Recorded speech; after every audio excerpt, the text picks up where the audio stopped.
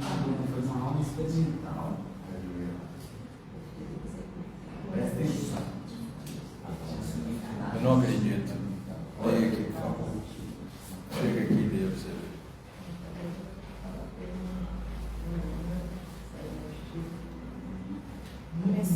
Aqui embaixo? Pedido.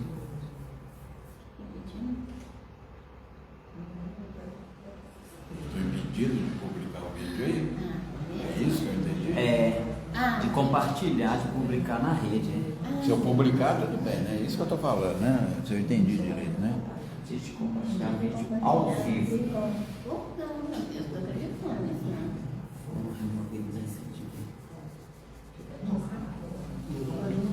Não estou acreditando, velho.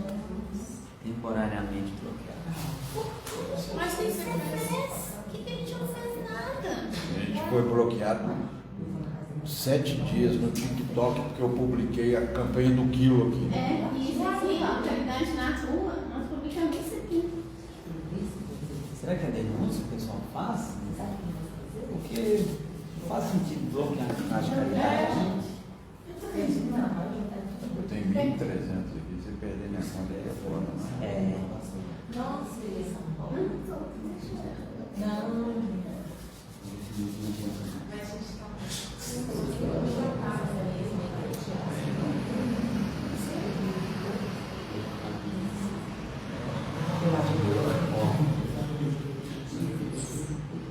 Não, eu enganado.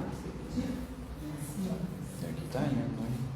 Aí é o Instagram. Isso aqui é o Facebook. Facebook, ali é o Instagram.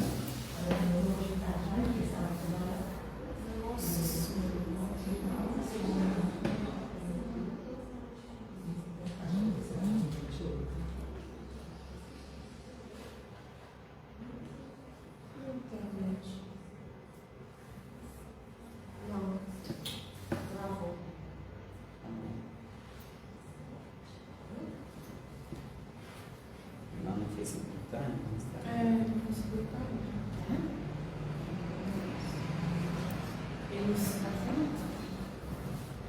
Ai.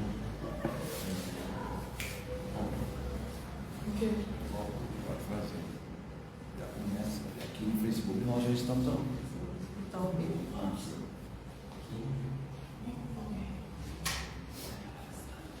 Boa noite, meu nome é Lohane. Eu frequento a casa desde 2009 e no momento sou tarefeira da evangelização infantil. E a partir de agora também serei a mediadora da Quinta do Autoconhecimento. Hoje, antes da palestra, faremos uma pequena apresentação de como a Casa Espiritual Redenção surgiu. Agradecemos a todos os seguidores das nossas redes sociais. Lembrando que iremos fazer um pequeno resumo e nossa história se encontra no Facebook. O início ainda no plano espiritual. A existência humana é escrita em vários capítulos que irão um dia formar uma história completa. Porém, cada capítulo, existência, representa uma pequena história que, apesar de completa naquele episódio, contribui positiva ou negativamente para os demais capítulos que virão. E é dessa forma que a história da SER começou a ser escrita. Várias pessoas, juntas em alguns momentos e separadas em outras, contribuíram para os desacertos ou malogros de muitas situações importantes para aquele momento histórico. Ai do mundo por causa dos escândalos, pois é necessário que venham escândalos, mas ai do homem por quem o escândalo venha. Segundo Evangelho segundo o Espiritismo, capítulo 8, item 11. Essas pessoas, à medida que foram despertando para a luz da verdade, começaram a compreender a importância das atitudes tomadas e do prejuízo provocado. E, diante de um ato de dor suprema, imploraram a oportunidade de voltarem à Terra com o propósito de ajudarem e redimirem dos seus erros. Essas pessoas começaram então a serem preparadas para esse trabalho, que é a Casa Espiritual Redenção, SER. Mas, para que começassem a compreender o que é ajudar ao próximo e a mudarem efetivamente os seus interiores, necessitaram primeiro reencarnar situações de receber ajuda, de valorizarem uma vida simples, aprenderem a buscar Deus na natureza e na simplicidade de seus corações. E com isso, cada um teve a experiência de algumas reencarnações de preparo. Pode-se achar que, com tanta preparação, o trabalho a ser feito seria algo de grande vulto e de destaque mundial. Não. Essa é a preparação para as almas que estão apenas dispostas a crescer e que, com todos os seres, possuem ajudas infinitas para alcançarem objetivos de ser, de buscar o Pai e de se orgulhar, compreender que seu filho e único intuito é o de reencontrá-lo. O diferencial nesse episódio é que esse grupo se uniu mais uma vez, de uma vez, e erraram juntos, e por isso se propuseram a se unir e se ajudarem mutuamente. Para alcançarem a proposta de trabalho elaborada para esse momento evolutivo, os nomes dos participantes serão alterados para preservar a identidade das pessoas, pelo motivo de estarem todos reencarnados. O grupo é formado por Eurípedes, Roberta, Anastácia, Solange, Rogério, Rosângela, Salomé, Cipreste, Wagner e a Silvia. Os mesmos nomes serão mantidos em todas as histórias apenas para que possa acompanhar o entrelaçamento das existências dos personagens.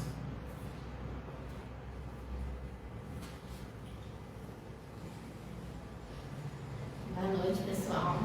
Meu nome é Eliane. Atualmente eu sou a presidente da Casa Redenção. Comecei o mandato no ano passado ainda, quando a gente estava na pandemia. Então, vamos dar um prosseguimento aqui nessa pequena história da casa. A Lohane falou um pouquinho de como foi no início, no plano espiritual. Eu vou falar um pouquinho como se deu essa história já no plano material, quando a casa foi formada. O projeto Casa Espiritual Redenção.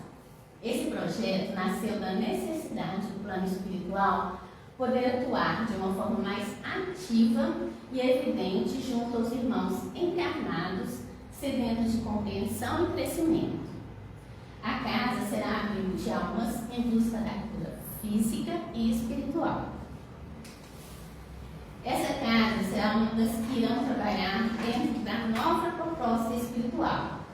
Uma casa voltada para o crescimento pessoal, colocando a responsabilidade nas mãos de cada um. A sede se voltará para a compreensão de que todos os trabalhos partem do interior de cada ser. A mente é o principal instrumento a ser utilizado pelos trabalhadores e através dos ensinamentos para todos aqueles que procurarem ajuda.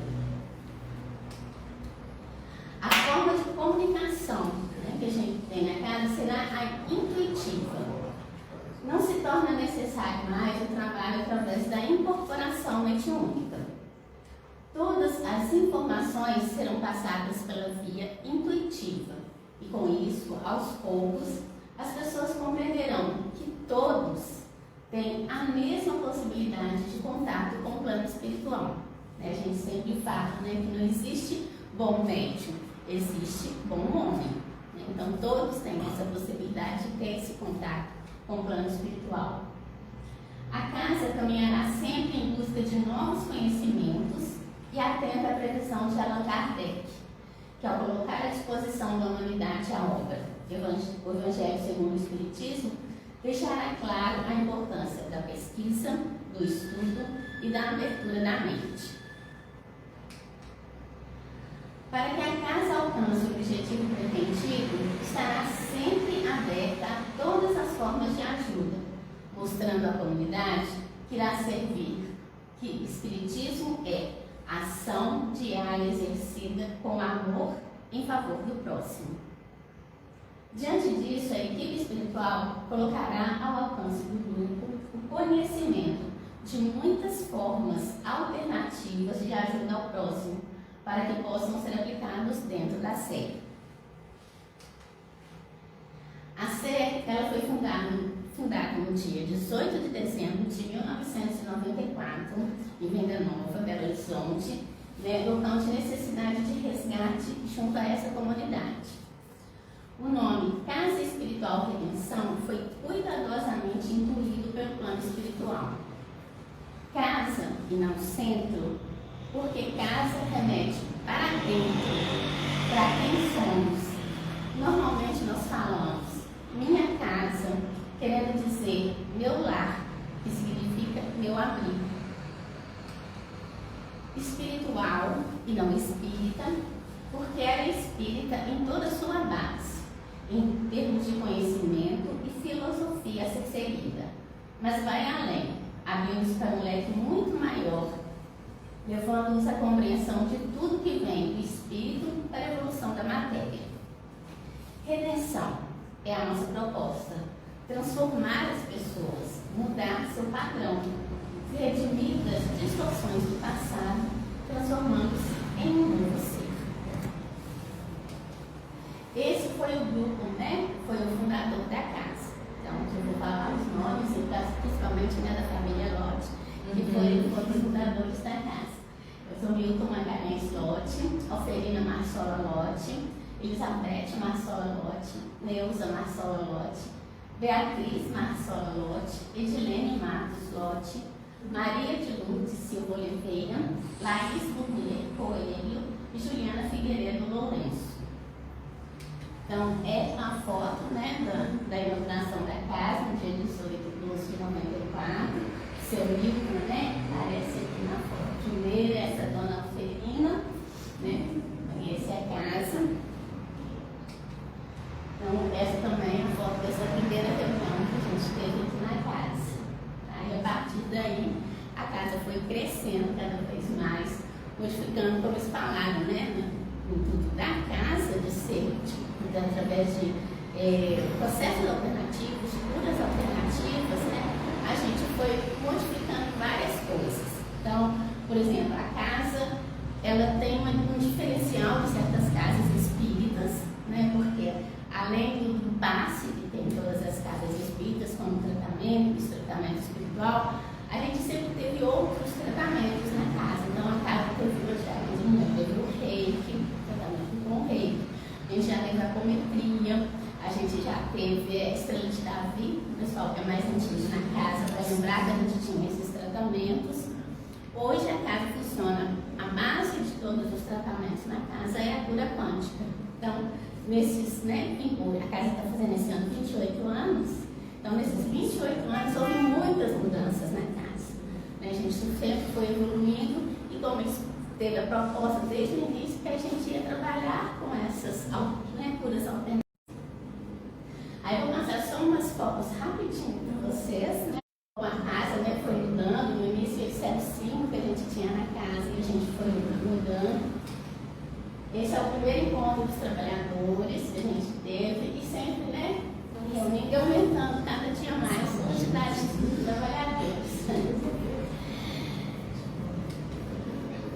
Essa aqui é a primeira formatura do pessoal da educação multilingüística. E esse daqui foi um encontro que a gente teve em 2014, quando a casa deixou de ser um projeto, né, como eu coloquei, era um projeto Casa Espiritual Redenção. Em 2014, quando a gente fez 20 anos, a casa deixou de ser um projeto e passou a ser realidade.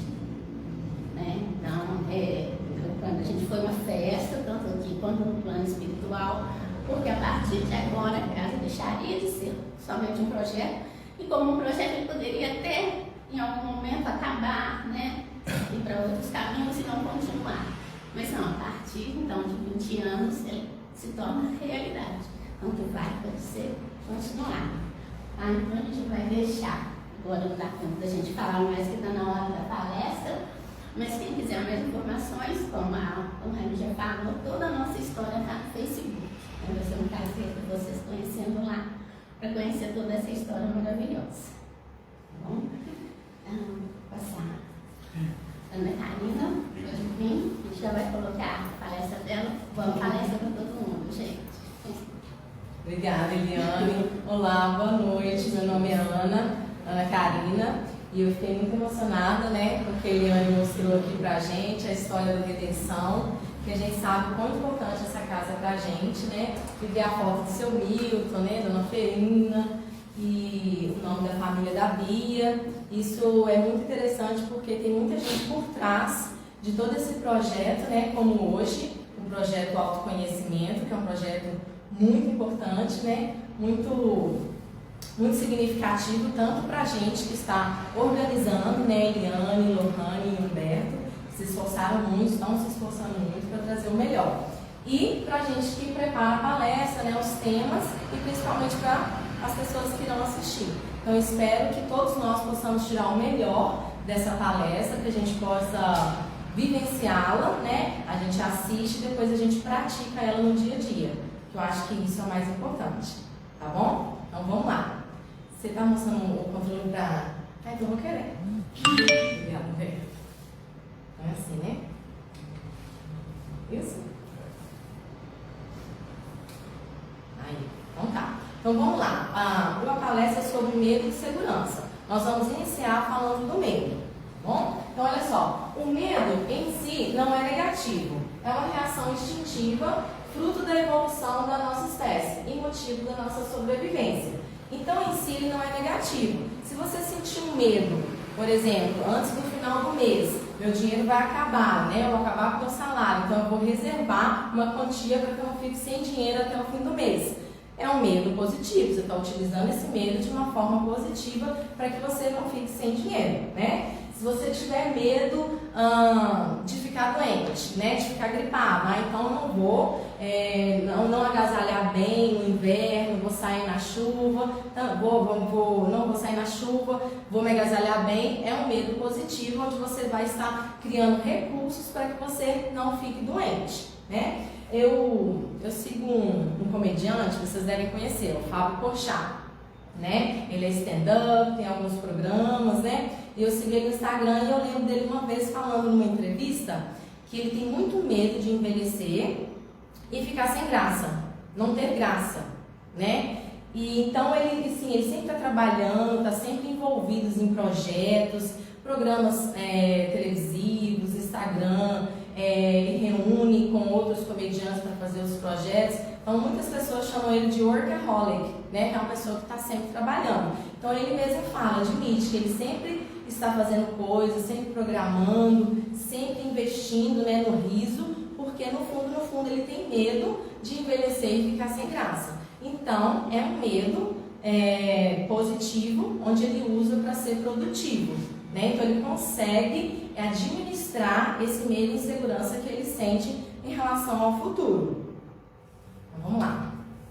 A dor é importante porque ter medo de sentir dor nos afasta de experiências de riscos, né? Então o medo de você, no caso do Porchat, que eu dei o exemplo, dele envelhecer e se sentir sem graça, né? Vai afastar ele da preguiça, da falta de motivação para criar novos projetos, para aproximá-lo da zona de conforto. Já aqui já tá bom, eu já tenho sucesso, aí que ele vai ficando esquecido. Então isso traz muita motivação dele para ele, né? Esse medo, para ele sempre estar criando coisas novas, positivas e mudando, né, a nossa mentalidade, nosso modo de ver a vida. Então é uma coisa positiva que ele faz para ele e para a gente também.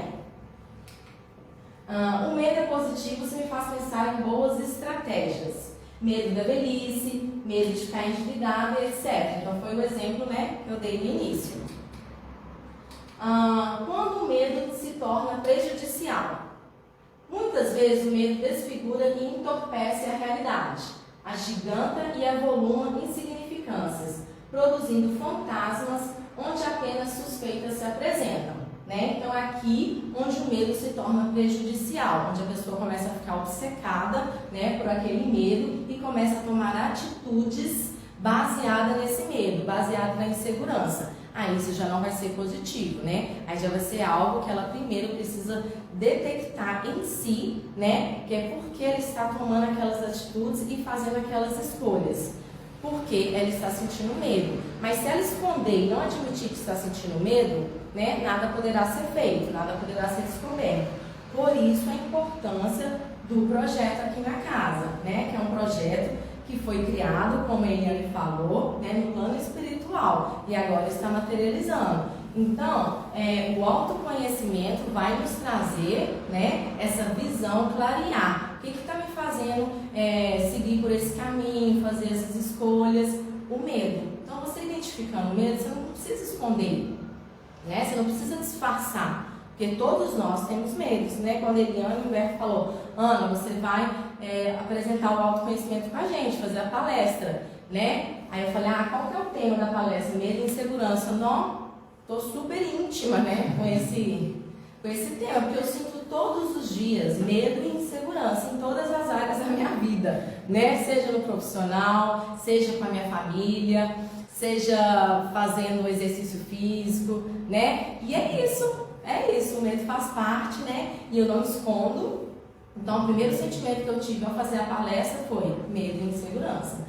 E assim, vou falar que foi uma coisa incrível, né? Eu gostei muito, né, de fazer a palestra, estou gostando muito agora de apresentar para vocês, porque eu vou me identificando, vou reconhecendo. E quando a gente faz essa identificação, esse reconhecimento, parece que 80% da cura já é feita.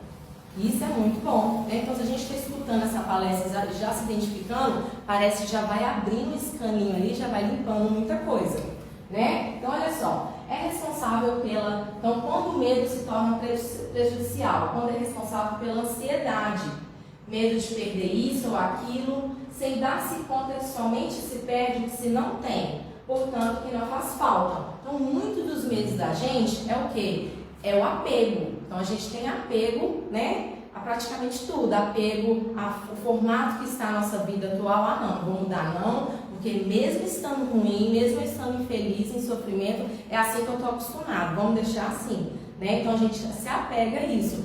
Não, medo a pessoas à nossa volta. Não, fulano não vai estudar em outro lugar, não muda não, sempre fica aqui perto de mim. Então, a gente sempre... né, tá com essa necessidade de controlar as atitudes das pessoas, porque na verdade a gente tem medo de perdê-las, né? E isso está o quê? Relacionado ao apego. Mas olha aqui quando fala, medo somente se perde o que se não tem.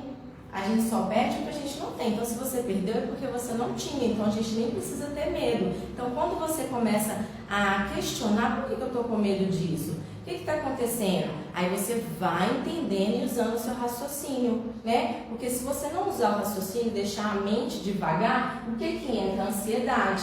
A gente vai entrando nessa vibe de ansiedade, né? E começa a criar muitas coisas. Então, por isso que é bom analisar essa base, o que você tem medo e admitir, eu sou uma pessoa realmente muito apegada mesmo, apegada a tudo. Então, vamos começar a lidar a partir daí, né? Como é que eu faço para desapegar? Como é que eu faço para ser uma pessoa mais livre, né? Eu não sei, não é que você age dessa forma de apego há tanto tempo que você criou hábitos que está relacionado a isso. Então, como que faz? Eu sou professora e eu sei que o processo de aprendizagem é copiando. É simples, gente, copia o outro, né? Então, copia alguém que você acha, na sua concepção, que é desapegado. Fala, como é que essa pessoa age, né? Sendo desapegada, assim, livre. Aí você começa a copiar aquela pessoa, as atitudes dela, e você vai aprendendo. Primeiro você vai começar realmente, bem mecanicamente, né? Então, depois vai ser mais natural, porque você vai internalizar aquele conhecimento. Então, olha só, o medo em si... Você voltou? Voltei? Esse aqui é tá. Deu certo. Quando estamos envolvidos pelo temor, não conseguimos avançar. Deixamos de ter ideias inéditas, de viver experiências interessantes e conhecer novas criaturas. Então, por exemplo, você já deve ter episódios de medo, tipo, tá sozinho em casa, né, tá escuro, ouve um barulho, você começa a imaginar um monte de coisa, gente, né? E tem um ladrão, e agora eu vou morrer, acho que vou mandar uma notícia, né? Uma mensagem para alguém pedindo, né? Então a gente começa a inventar um monte de coisa, mas a gente não tem coragem de avançar, de ir atrás daquele barulho, saber o que está acontecendo, né? Às vezes você vai atrás e vê que às vezes pode ser um animal, um gato, um cachorro, e vê que é uma coisa simples, né? Que a base daquele medo é inútil. A mesma coisa no nosso dia a dia. Às vezes a gente tem tanto medo do futuro, do que vai ser, será que eu vou conseguir, como é que eu vou fazer, né? E algo que está no futuro não tem como a gente controlar. Não tem como a gente influenciar aquilo. Então, por isso que os nossos grandes sábios que passaram pela Terra ou ainda estão aqui falam para a gente viver no presente.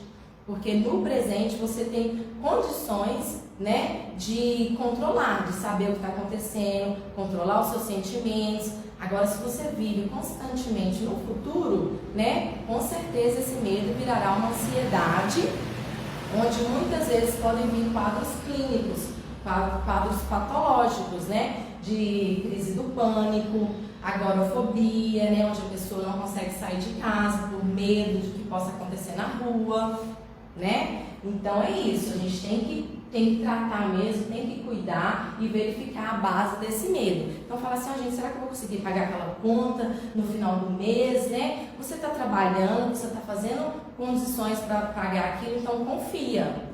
Fica calmo e confia. Eu dei um exemplo, metaforicamente, de uma conta, mas pode ser outras coisas. Então, no futuro, a gente não tem como saber, basta você confiar e trabalhar, fazer o seu melhor para aquilo que acontecer. Mas você só pode fazer o seu melhor no presente. Você não consegue fazer no passado e nem no futuro. O sentimento de inferioridade é o grande dificultador dos relacionamentos seguros e sadios. Esse sentimento produz uma certa necessidade de estarmos sempre certos e sempre sendo aplaudidos pelos outros. Então, olha só, que o que está muitas vezes na base do nosso medo e insegurança é o sentimento de inferioridade. Eu não dou conta, nossa, eles vão saber que eu não sei isso, nossa, mas eu não estou apta a esse trabalho, como que eles podem ter me chamado? Primeiro sentimento que veio, quando Humberto e Eliane falou, Ana, você vai falar sobre medo e insegurança. Eu pensei, gente, mas veio o sentimento de inferioridade. Eu falei, não, eu não dou conta disso não. Mas aí na hora eu parei e falei assim, se espiritualidade intuiu a Eliane e o Humberto, eu não tenho nada com isso. Vou deixar com eles, escolheram, vou fazer o meu melhor. O que sair é isso, foram eles que escolheram, eles sabem mais. Aí você começa a ficar mais confiante, começa a ficar mais tranquilo, E lembrando que nem é tudo sobre você. Se eu estou aqui é para passar uma mensagem muito maior, Então não posso deixar o meu ego, aflorar demais, porque não é sobre mim. É sobre um projeto que já está sendo feito há muito tempo atrás, E sendo materializado agora. Então é isso. Outra coisa, gente, é o grande dificultador do relacionamento seguro e sadio. Então, muitas vezes o relacionamento é seguro e sadio, o que atrapalha é o complexo de inferioridade. Complexo não, sentimento. Esse sentimento produz uma necessidade de estarmos sempre certos e sempre sendo aplaudido pelos outros. Essa necessidade do aplauso alheio faz com que nós fazemos escolhas já pensando no que as pessoas vão dizer, no que as pessoas vão achar sobre aquilo. E isso é muito complicado, que você pode acabar fazendo escolhas que irão te prejudicar no futuro por medo do que as pessoas vão dizer. E eu lembrei disso.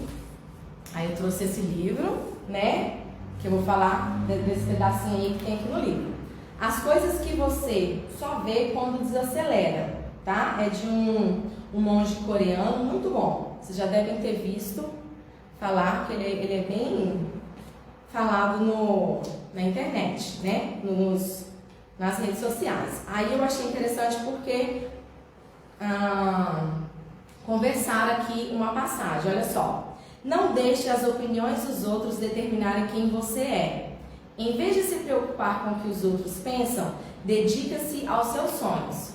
Eu achei isso lindo, porque tira um peso das costas da gente de precisar ficar pensando no que a gente vai escolher, pensando no que as pessoas vão dizer a respeito das nossas escolhas e do nosso caminho, Então, vou até falar aqui algo pessoal, da minha vida, que eu engravidei, eu tinha 14 anos de idade, Então, eu estava na 8ª série.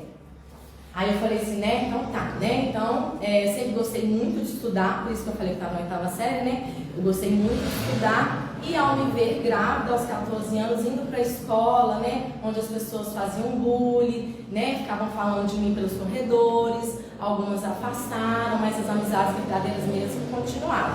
Aí uma vez eu cheguei em casa, né, e falei para minha irmã tá ali. Eu falei assim, Fernanda, eu não vou mais para a escola. Porque eles estão rindo de mim, né? Minha família sempre me acolheu em relação à gravidez, né? Na adolescência e tal. Então sempre me deram muita força, todas as pessoas da minha família, tanto da minha família e da família, né, do meu marido. E a minha irmã falou assim, você vai sim. Você vai na escola sim, porque você gosta de estudar e não interessa a opinião dessas pessoas, né? Aí eu falei, ah, tá, então eu vou. E assim, eu agradeço ela, e por mais que eu agradeço, nunca será suficiente. Porque ela falando isso, né, eu fui.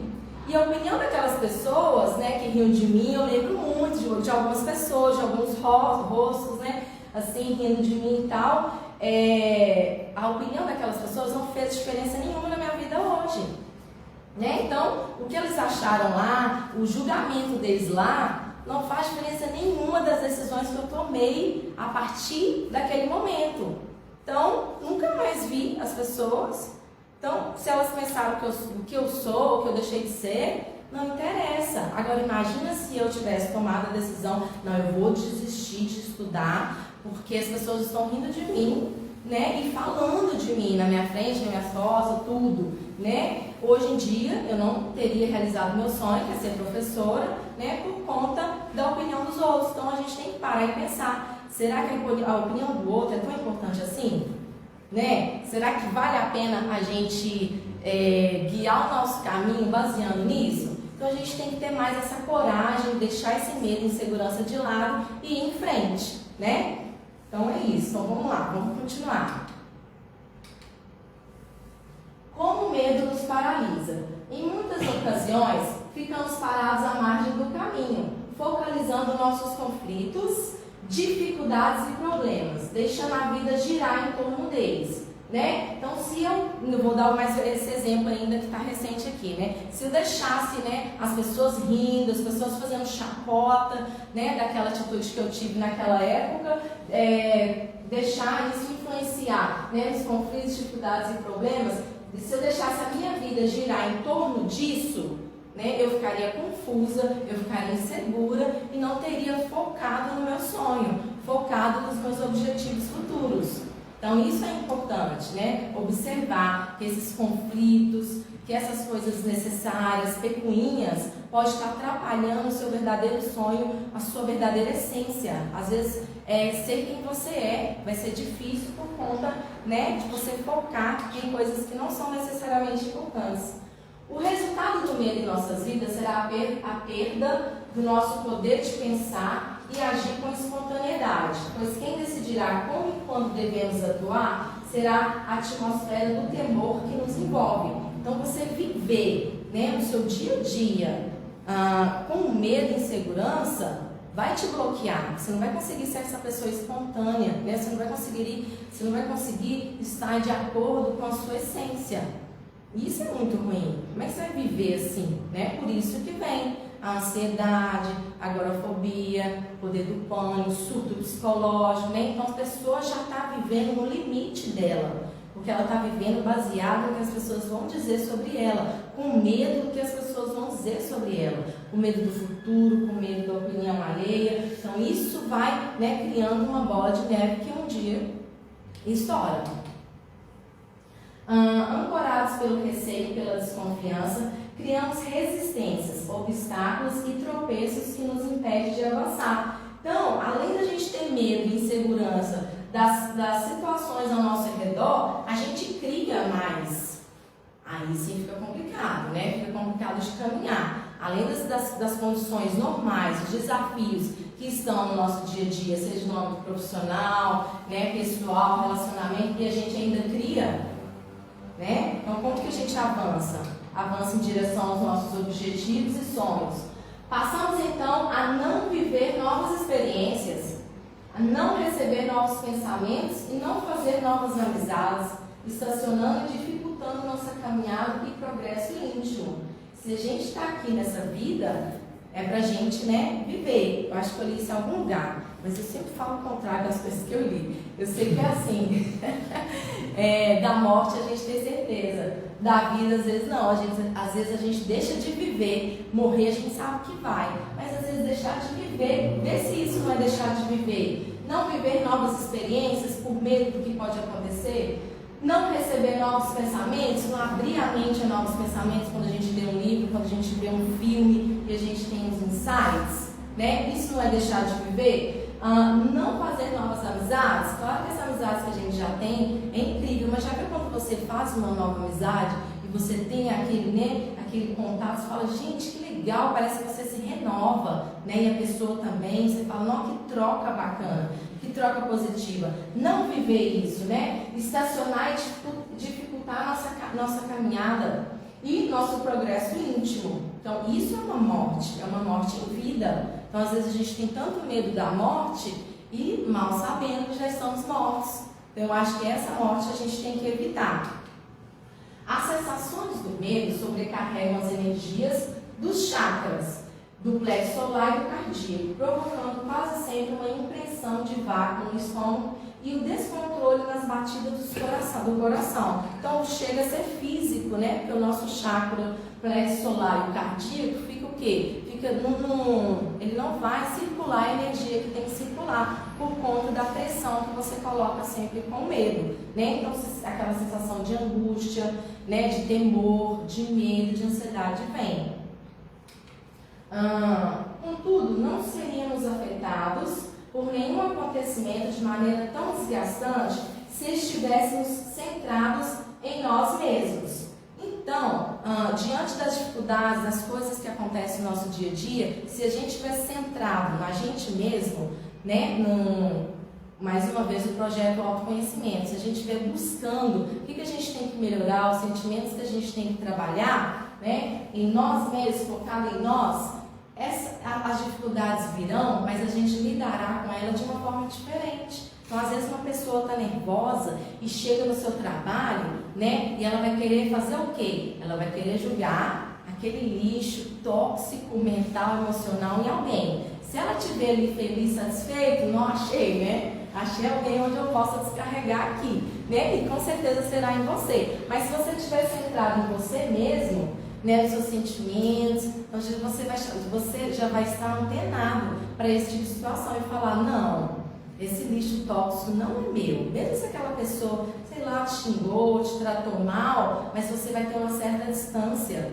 porque você sabe que aquilo não é seu, né? Porque você está centrado no seu íntimo, nos seus objetivos em você. Então aquilo não te pega, né? Você vai saber quando vai te pegar, quando você está desavisado, quando você está, né, longe do seu autoconhecimento, os sentimentos que te permeiam, aí sim te pega. Então, às vezes você cai, né, e a queda é feia, mas se você puder evitar isso e aprender com isso, né, você já evolui.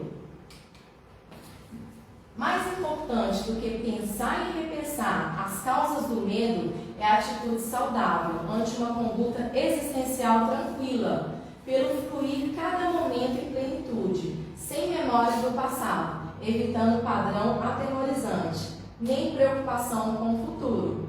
Joana de Ângeles, né? Então já vi que a linguagem já mudou aqui, porque é Joana de Ângeles. Então olha só, repensar as causas do medo é uma atitude saudável, a gente trabalhar no autoconhecimento as causas que nos trazem insegurança e medo, ante uma conduta existencial tranquila, né? Essa é a base do sucesso, isso é um sucesso, uma existência tranquila, pelo fluir cada momento em plenitude. Então, cada momento, ela está dizendo aqui do presente, para a gente fluir ele com plenitude. Aí me lembra o quê? Por exemplo, às vezes a gente vai fazer as tarefas do dia a dia, e a gente entra num processo mecânico, você vai fazendo as coisas tudo mecanicamente, né? Meu filho que fala comigo, meu marido, gente, mas vocês fazem tudo assim com hora marcada, acaba que fica tudo sem graça, tudo, né, robotizado.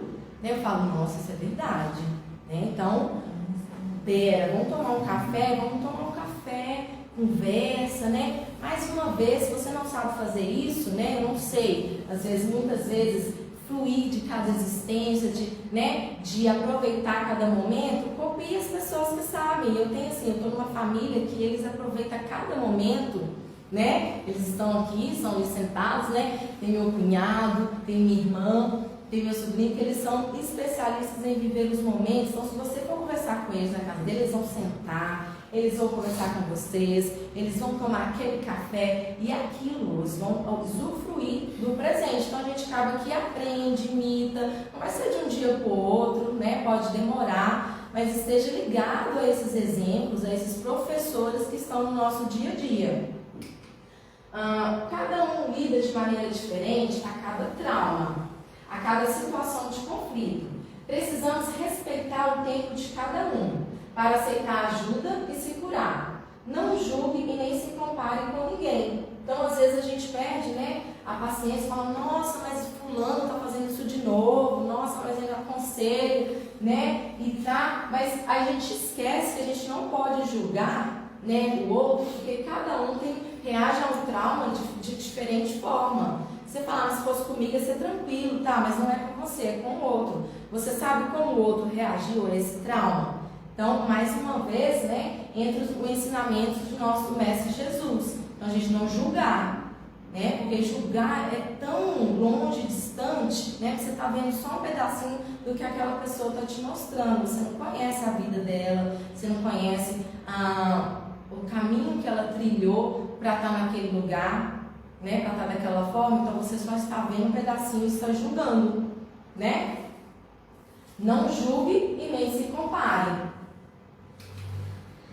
Esteja pronto ou pronta para ouvir, para aconselhar. Esteja disposto ou disposta a resgatar a sua essência através da prece, através de atividades esquecidas por falta de tempo e que irão te ajudar a se fortalecer. Então, quando nos sentimos, né, angustiados pelo medo, pela insegurança, a gente tem algumas práticas, né? Que é a meditação, a oração, né? Então, muitas vezes, por falta de tempo, a gente não dedica a essas práticas. Então, é importante a gente arrumar, né, tempo, se organizar melhor, para que a gente também possa fazer essas práticas que também ajudam no autoconhecimento. É ali onde você poderá se identificar quais sentimentos, né, precisam ser trabalhados, enfim. Então, vamos para a insegurança. Muitas vezes, presente em nosso dia a dia, as raízes que sustentam o sentimento de insegurança aparecem na forma de diversas crenças limitantes, né? Então, a gente tem a insegurança, só que por trás da insegurança, né, a gente tem outras formas de fazer aquela insegurança sobreviver. São as nossas crenças limitantes. E as crenças limitantes que temos, às vezes a gente não consegue enxergar, porque está tão enraizado, né, desde a infância, que está com a gente, que a gente o quê? Eu lembrei que eu tinha que ler uma coisa do medo, antes da gente passar pela insegurança. Então vamos só guardar aqui nas crenças limitantes, que eu vou ler um pedacinho do medo, tá?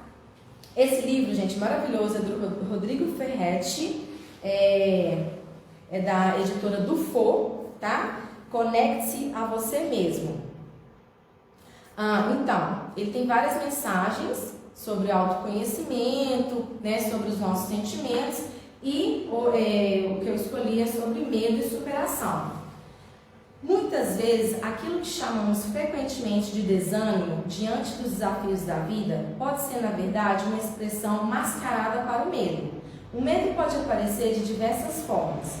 Há o medo de enfrentar determinadas situações, o medo de não dar conta das coisas, o medo de fracassar, o medo de se relacionar, o medo de falar e o medo de tentar. E aí, com esse quadro de medos ativado, muitas vezes a pessoa nem se permite realizações e desiste antes mesmo de começar. O medo é uma emoção básica e muito importante para todas as pessoas, na medida em que as estimula a ser mais ponderadas e prudentes diante de determinadas situações. Mas o medo não é bom quando paralisa a criatura diante das atitudes e das possibilidades e realizações. deixando-a estacionada nas posições que já conquistou. O medo tem a capacidade de limitar as escolhas porque enfraquece a autoestima, minando por vezes os próprios potenciais. Geralmente se tem mais medo do que não se conhece do que aquilo que se conhece. É que o imaginário que a pessoa cria em seus pensamentos deturpa muitas vezes a realidade. Soma-se o medo a sentimentos de culpa que não foram trabalhados e também a sentimentos de menos-valia, dentre outros, operando intimamente para se autodiminuir, por um lado, e superdimensionar os obstáculos que precisam ser enfrentados, por outro. O enfrentamento do medo e a sua superação serão metas necessárias à limitação da paralisia causada, gerando assim a possibilidade de lançar-se na vida em algo maior. Para que o enfrentamento do medo e a superação ocorram, é importante que ao aparecer o medo seja feita uma análise clara da situação, olhando para o que surgiu como um obstáculo intransponível, para então poder redimensionar o seu real significado e tamanho. É saudável superar os medos à medida em que apareçam. Nunca se permita ficar estacionado diante dos obstáculos da vida, porque a maioria deles serão interiores.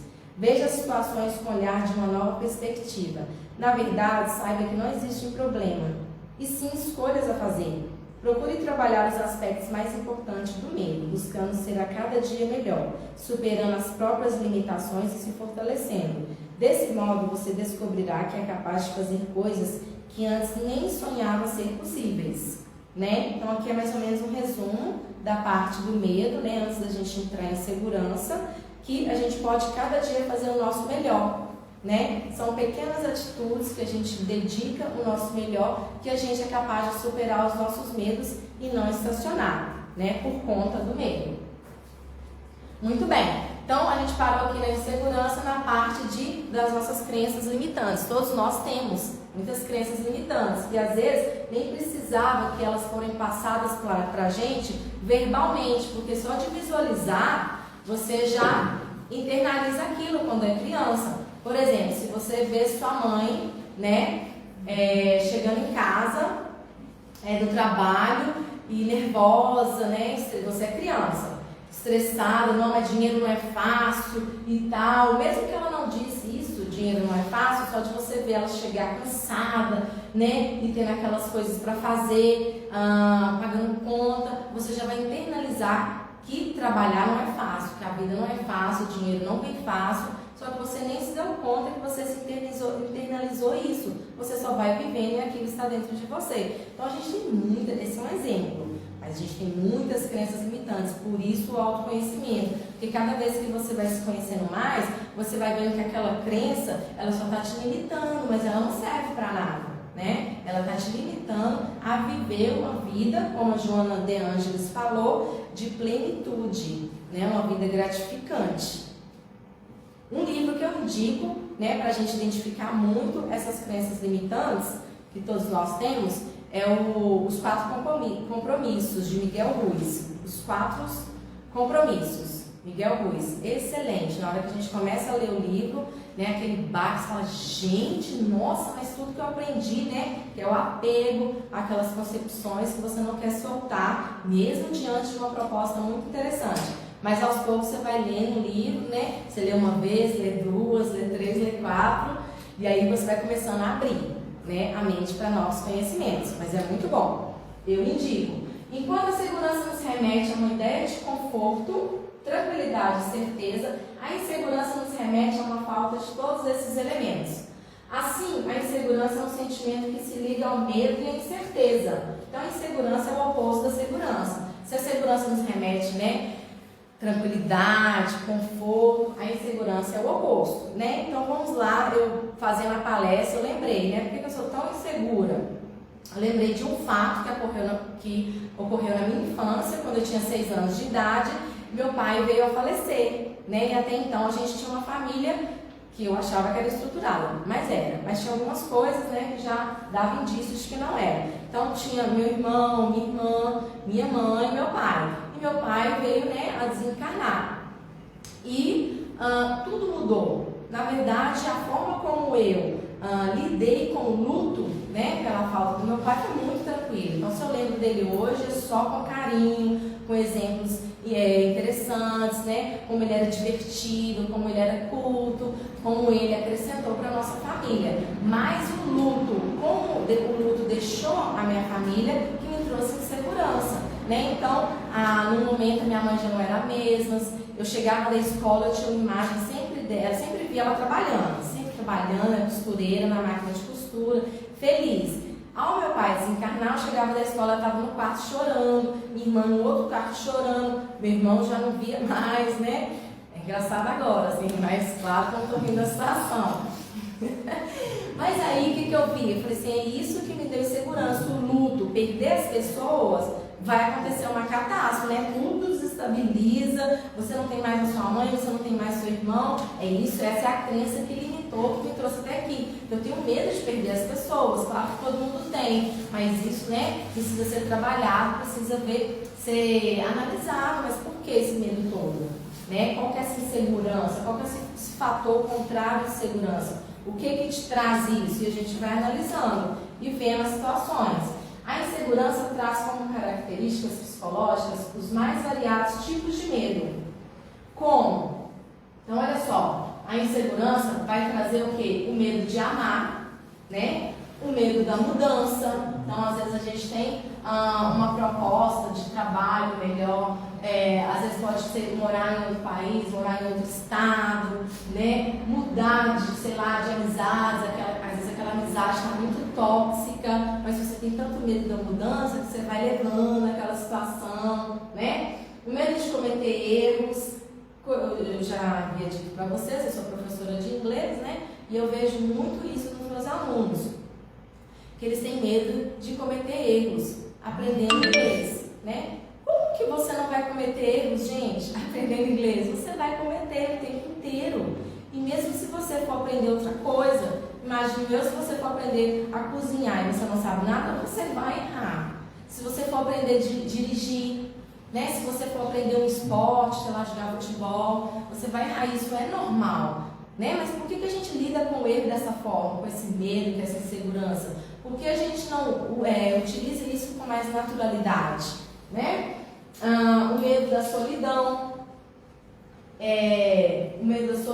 né? Então vamos falar um pouquinho disso. Na verdade, todos nós estamos sozinhos. A gente está com outras pessoas, é interessante, mas a vida da gente é a vida da gente. Então a gente terá momentos onde a gente ficará sozinho, sim, né? E isso é positivo também, saber lidar com isso, porque aí quando você estiver com outras pessoas, né, será de mais qualidade.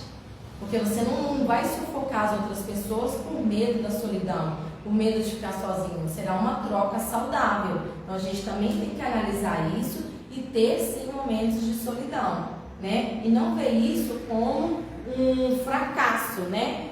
Por exemplo, a gente vê, sábado à noite em casa sozinho. Nossa, mas como você chegou a esse ponto, né? Algumas pessoas podem dizer, não, tranquilo, né? Sexta-feira à noite, tal, você está com você.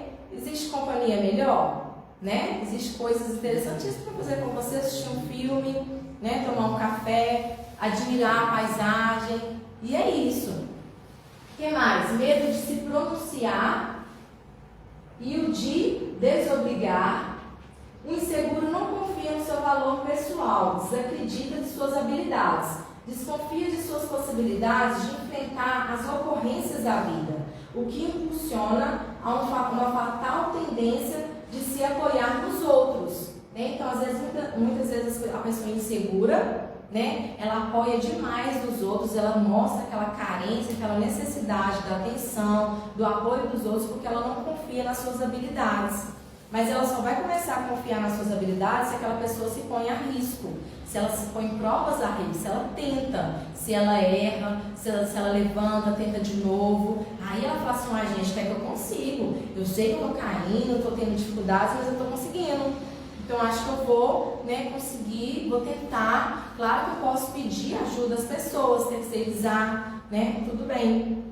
Mas se eu estou tendo esse impulso de confiar mais nas minhas habilidades, mesmo sabendo que essas habilidades têm que ser trabalhadas diariamente, né, isso já traz um impulso diferente e te traz segurança, né, que é o contrário da insegurança.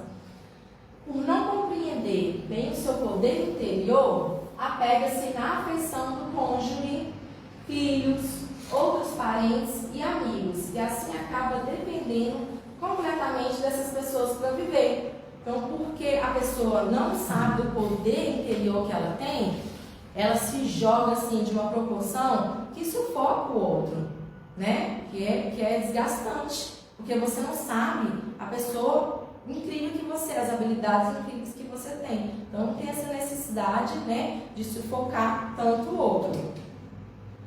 Acho que tem algumas pessoas falando algumas coisas, Roberto.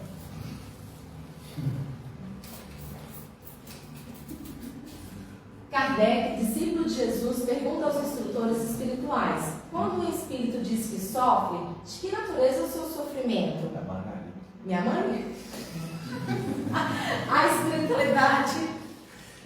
A espiritualidade elaborou as seguintes respostas: angústias morais que o torturam mais dolorosamente do que todos os sofrimentos físicos. Então, Kardec, né, que foi um discípulo de Jesus, fundador da doutrina espírita, ele perguntou: quando o espírito diz que sofre, qual que é a raiz desse sofrimento? A espiritualidade que ele respondeu: as angústias morais torturam muito mais do que o que? Os sentimentos físicos. Olha só, interessante, né? Então, mais um motivo da gente aproveitar, né, esse conhecimento aqui no autoconhecimento é para a gente analisar as nossas emoções e sentimentos. Por quê? Porque é o que mais é doloroso. Angústias morais podem ser entendidas como a fragilidade em que sentem, por acreditar que estão constantemente sendo observados e julgados, e também pela perpétua situação mental de vulnerabilidade diante do mundo. Então, mais uma vez, a raiz, muitas vezes, daquele medo e insegurança é a opinião alheia, né? É o julgamento do outro. Então, às vezes, a gente está muito preocupado com o que os outros vão pensar da gente, é porque a gente também cria muito julgamento na vida do outro. Então, deixa isso um pouco de lado também, começa a focar mais nos seus objetivos, né, nos seus sonhos, e colocar isso em prática, que aí vai diminuir essa necessidade, às vezes, de julgar o outro, de criticar o outro. E até na crítica, quando você critica uma atitude que a pessoa está tendo, né, você fala assim: nossa, mas pra que essa pessoa, sei lá, vai fazer dieta, né? Às vezes você também tem uma vontade de modificar alguma coisa, né? Então você, na sua crítica, na sua fala, você pode observar aquilo e ver se você também tem uma tendência e quer fazer algo parecido. Então, olha só: necessitar de amor, desejar consideração ou procurar segurança são desejos naturais e válidos. Uma certa quantidade de dependência emocional está presente em muitos relacionamentos, incluindo saudáveis. Efetivamente, juntos ou sozinhos, estamos sempre caminhando pelas estradas da evolução.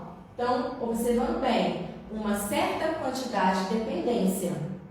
Então, é a gente equilibrar, balancear, porque se for o excesso, não vai fazer bem para aquele relacionamento, seja ele amoroso, amizade, né, pais e filhos, familiares, é isso. É a gente equilibrar esse sentimento em busca de um relacionamento mais saudável. Para avançar pela vida de forma harmônica com as pessoas, devemos desenvolver a autoestima, a capacidade de admitir erros, a responsabilidade de assumir nossos atos e, acima de tudo, a aceitação incondicional dos outros, né? Então, é isso, a gente vai trabalhando a nossa autoestima, a nossa capacidade falha, a nossa, né? Então, a condição humana, ela é falha.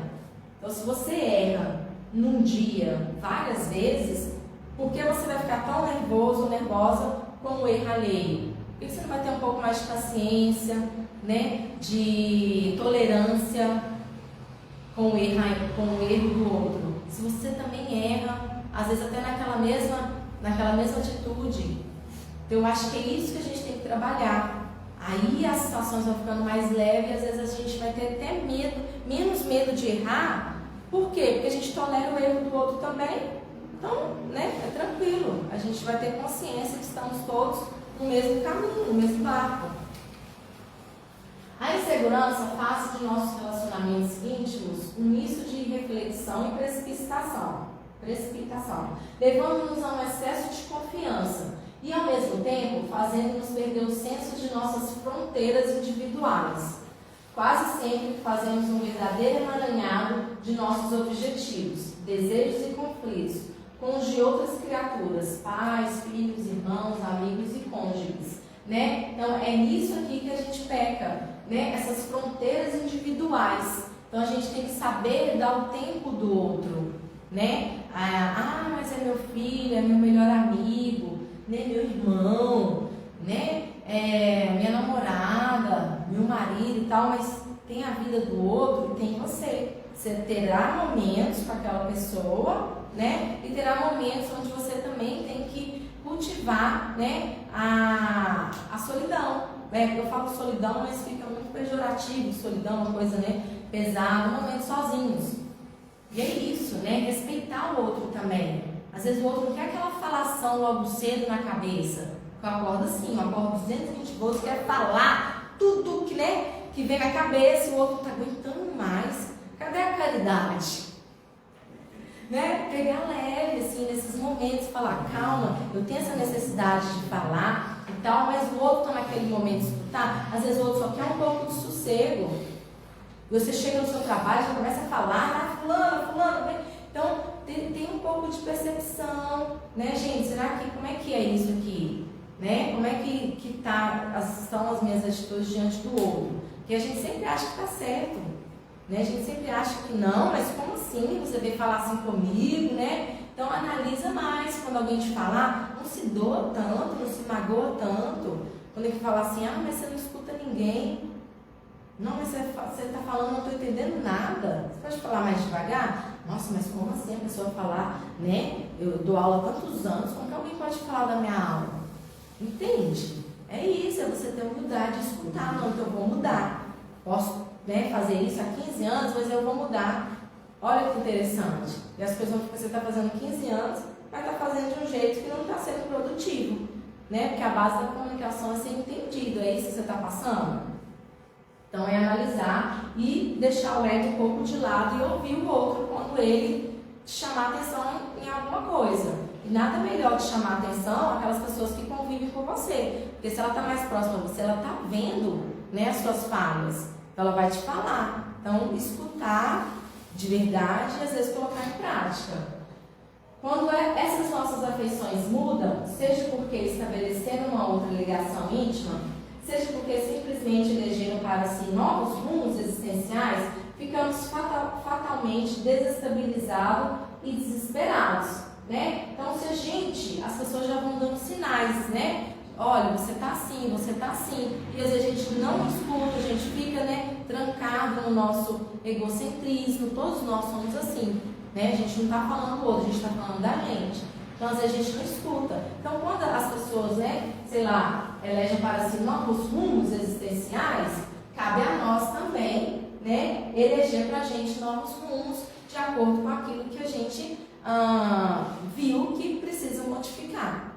Então, é isso. A gente sempre tem que, igual a Bia fala, né, não dá para a gente trabalhar humildade. A gente não está nesse nível ainda. A gente tem que trabalhar simplicidade. Então, a gente tem que ser simples, a gente tem que começar a ser simples e falar, gente, eu vou errar todos os dias, toda hora. Se eu tiver um pouco de simplicidade, eu vou escutar o outro, vou me modificar minha maneira de ser e de ver o mundo, né? Carências limitadas nascem de insegurança, sufocando e afastando relacionamentos salutares, né? Então, a gente afasta relacionamentos que nos faziam bem. Muitas vezes chegamos ao extremo de abdicar de nossos objetivos e vocações mais íntimas, colocando-nos em situações vexatórias por termos deixado que nossa porção fragilizada falasse mais alto, né? Então, como que a gente faz essa porção fragilizada? A gente trata ela, a gente cuida, a gente vai lá e trabalha isso, né? Porque olha o que pode acontecer, né?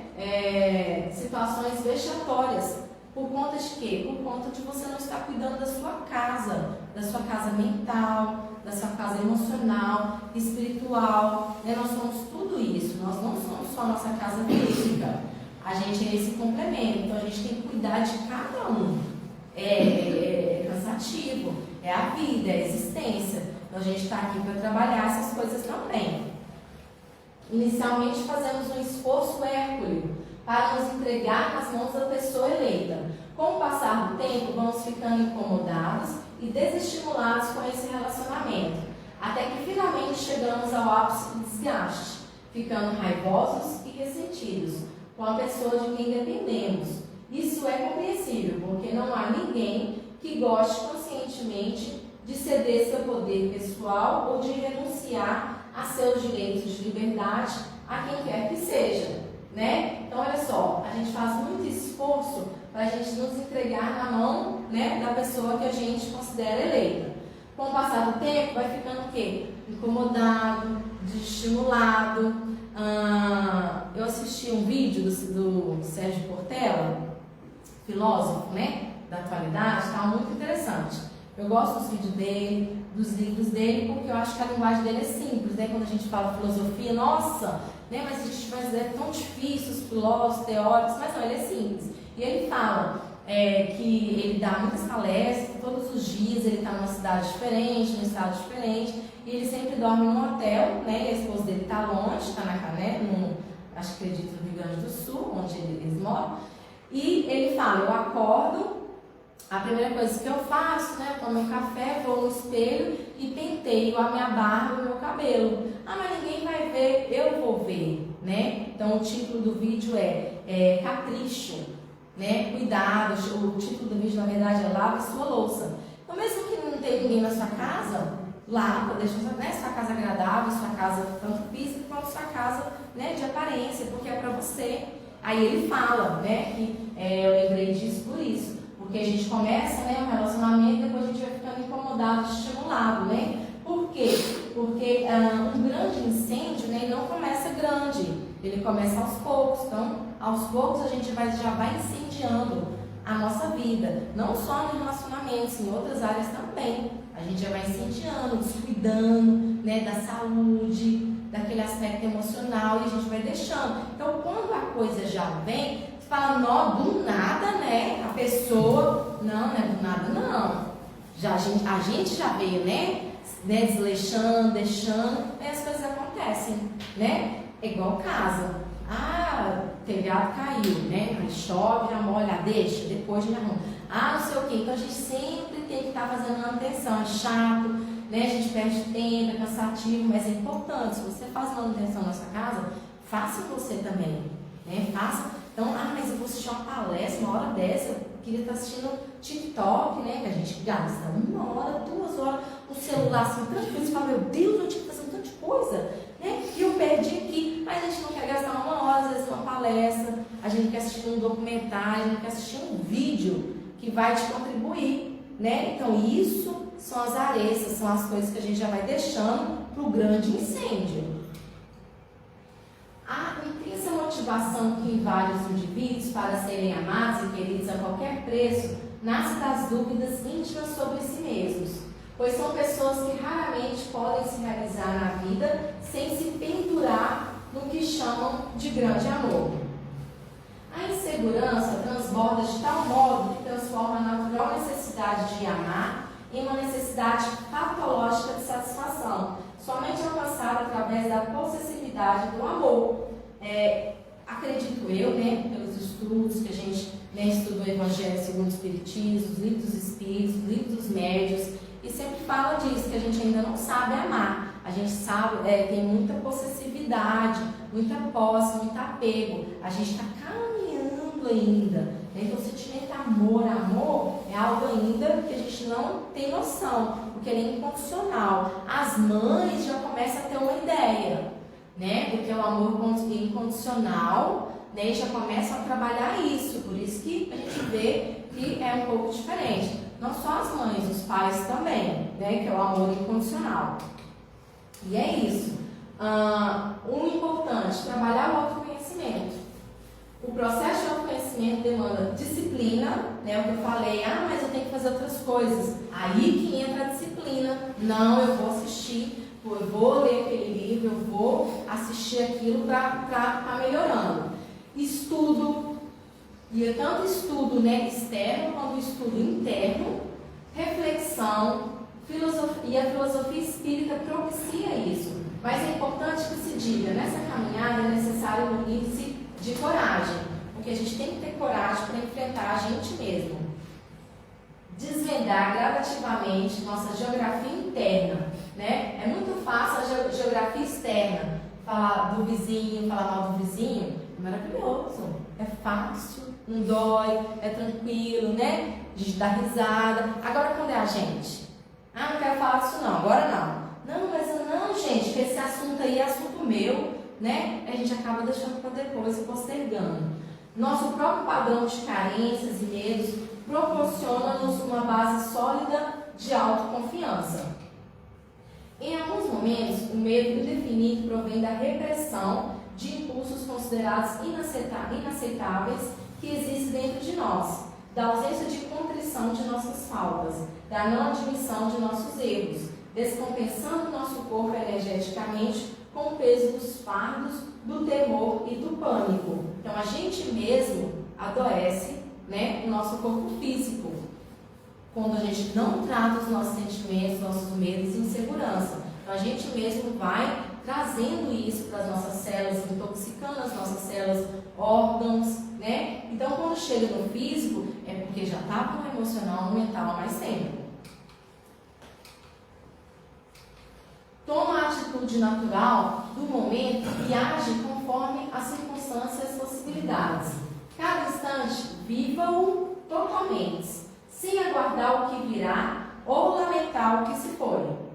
Descobrirás que assim agindo, sem constrições, nem pressas ou postergações, te sentirá interiormente livre, pois que somente em liberdade o medo desaparece. Olha só, o medo ele não combina com liberdade. Então, se você se sente liberdade, você o quê? Você não agiu com pressa, mas também não postergou, não deixou para depois, né? Então, esse trabalho vai fazer o quê? Vai fazer você se sentir livre naquela existência plena, segundo Joana de Ângeles.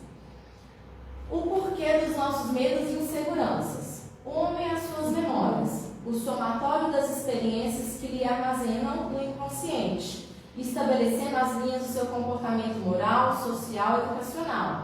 Essas memórias constituem o que convém e o que não é lícito realizar. Então, a gente é um somatório de todas as existências que já vivemos, né? Então, a gente é esse somatório todo, a gente é esse pacote completo. Então, a gente também tem que começar a analisar isso e perceber essa trajetória.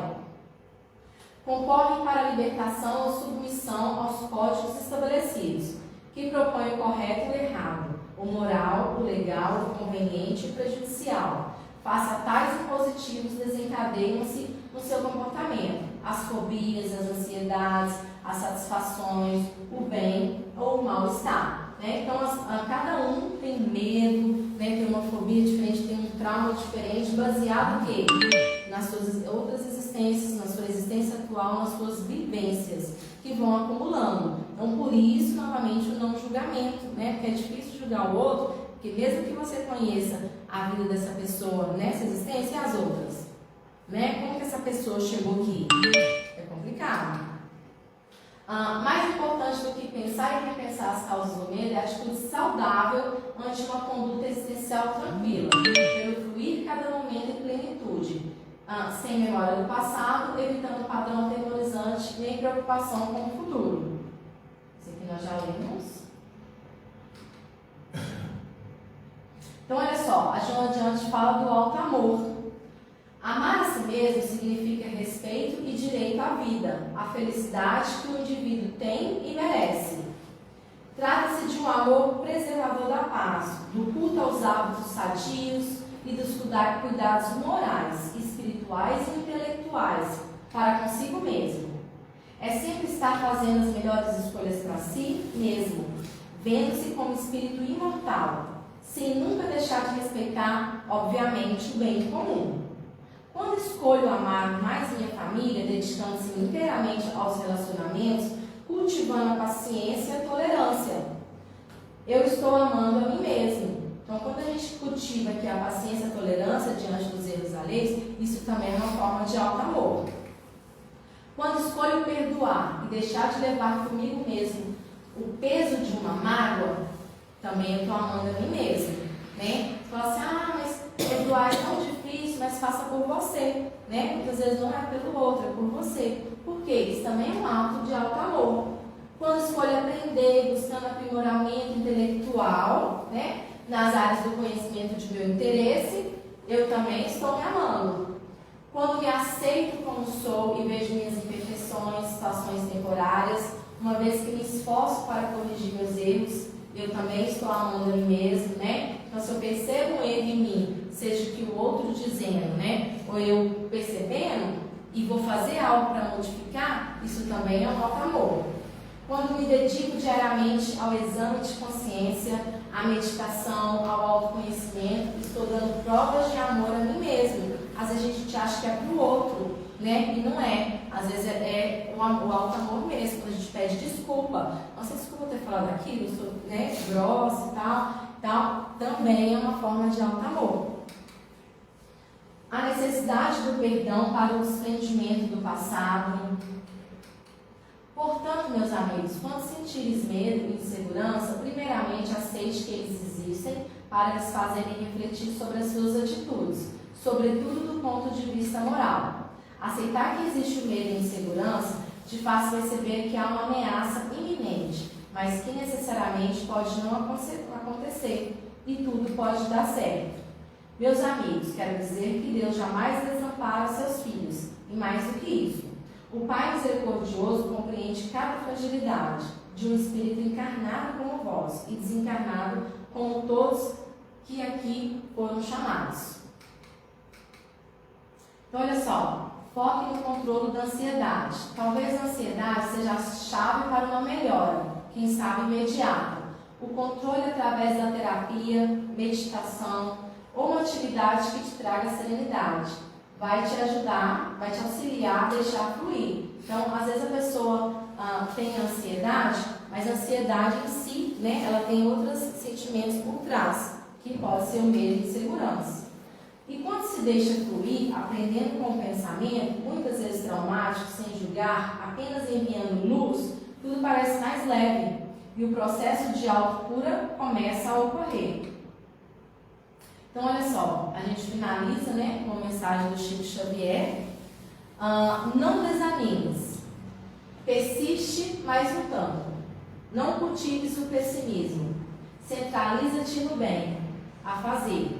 Esqueça as sugestões do medo destrutivo, segue adiante, mesmo parando às sombras dos próprios erros. Avança, ainda que seja por entre lágrimas, e assim vencerás, né? Então, assim, é uma mensagem simples, né, vindo de Chico Xavier, mas tão poderosa e completa, né? E é isso, gente. Eu agradeço a todos, né, que participaram, tanto os presentes, quanto na live, né, quantos encarnados, desencarnados, e com certeza nós alcançamos o objetivo de hoje, né, que é ajudar várias pessoas, nos ajudar e ajudar outras pessoas, mesmo que essas pessoas não estão encarnadas. Então, a gente tem que começar também a abrir a visão que o projeto é bem amplo, né? E mais uma vez agradeço a todos e vamos pôr em prática.